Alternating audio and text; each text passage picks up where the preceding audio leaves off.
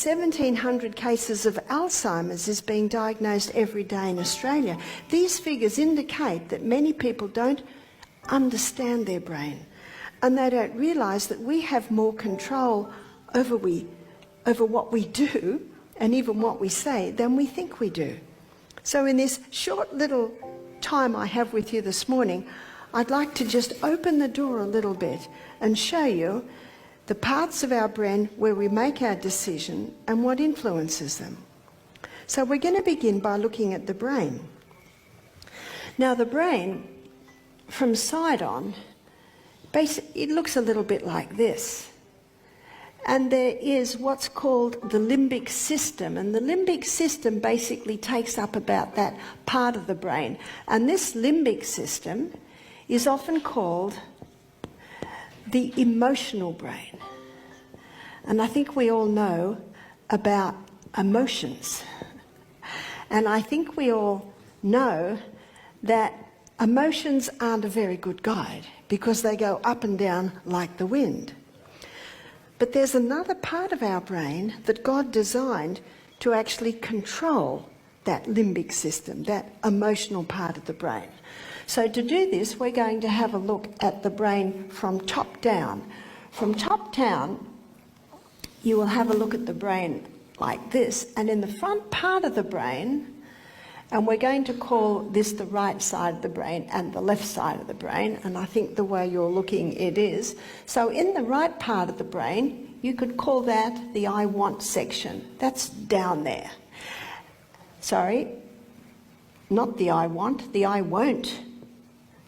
Now this is a very important part of the brain. Where it's very important is, no, I won't have that cigarette. No, I won't have that cup of coffee. No, I won't have that big steak. I'll have a bowl of lentils instead. And on the left part of the brain is the I will. And the I will part of the brain is also very important because I will get out of bed and exercise this morning. I will go to bed early. I will make decisions that are helpful for my body. So you've got the I won't and you've got the I will. And we need a little bit of balance in there, and that's where we come to. Right in the centre is the I want part of the brain. What do I want? Do I want a healthy body? And if I want a healthy body, then I can trigger the I won't do that or I will do that. And God designed our brain so that this part of the brain, just here in the centre, is where our goals are. It's called the prefrontal cortex, or sometimes it's called the frontal lobe. And this is where our will is. This is where we make our decisions, and and the I will or the I want threaded through the won't through the I want. That's actually what should govern our decisions, and that's so important because our decisions determine our destiny. So in the front part of the brain, this is where our intellect is. This is where our reasoning powers reside, and this is where judgment takes place. It is in this part of the brain where God communicates with man. In Isaiah 1:18, the Bible says, "Come, let us reason together."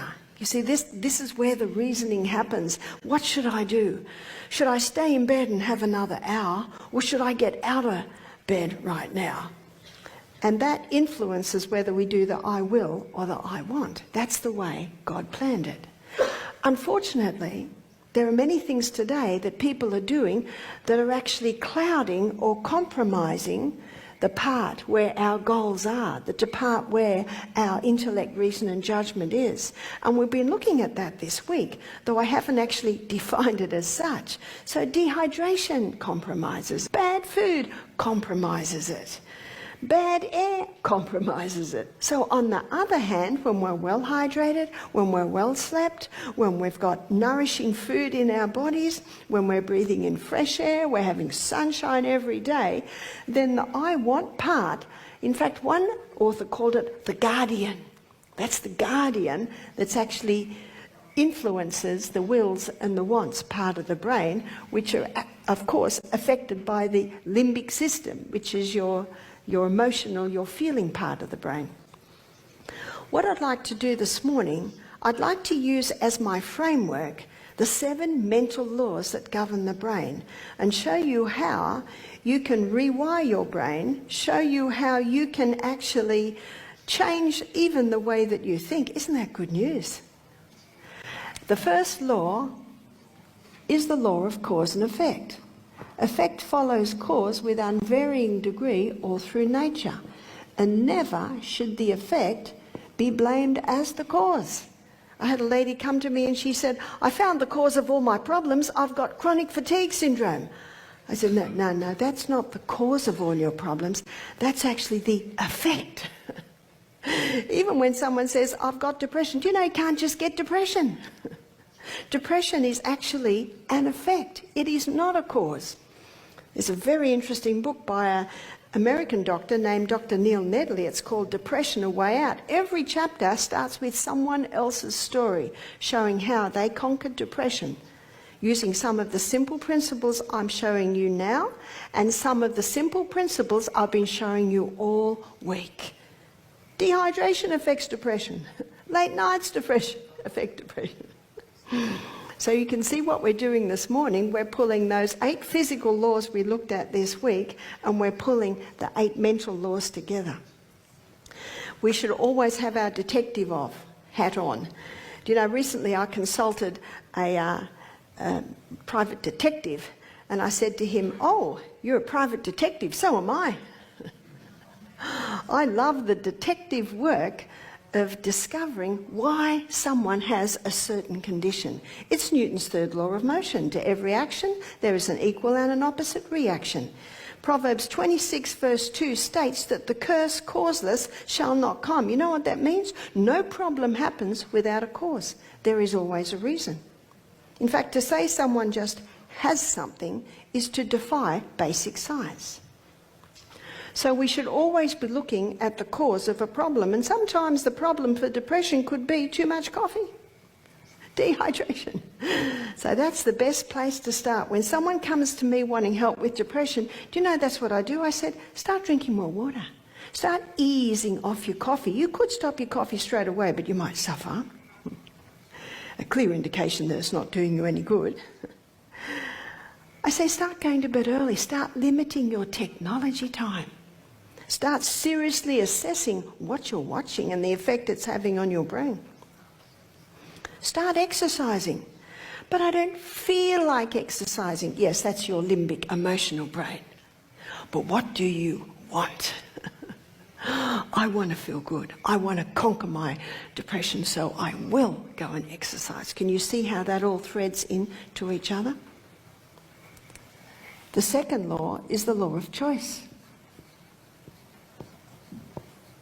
And the law of choice, as you can see, is determined in that I want, the frontal lobe part of the brain, your guardian, where goals are. This is what you feel like doing, but this is what you want, so that influences your decisions. And when you're well slept, well hydrated, well sunned, well exercised, well fed, that I want part of the brain is a lot stronger. But we've got something else coming here, and that's habit. You've heard of habit? Habit can be our best friends or our worst enemies. To understand habit, I'm going to draw your brain cell. Here's your brain cell. It's your nerve cell. And we have 1 trillion of these in our brain. They're the dendrites, or the receiving stations. And this is the arm that comes out of the nerve cell. These are the little filaments on the end. They're the boutons. Here is the next nerve cell. Our nervous system is an electrical system, and it does not touch. They do not touch each other. They communicate with each other via little chemical messengers in the brain. And these little chemical messengers jump from cell to cell.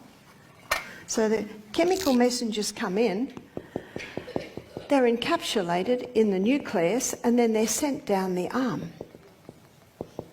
And they come into the boutons, and then they're released out to the next nerve cells. Now those messages can be travelling anywhere between 2 and 200 miles an hour. Wow, in a crisis, anyone that's been in a war zone, they know you're moving, and you're moving very fast. Now even though you're just sitting here, your brain cells can be moving fast because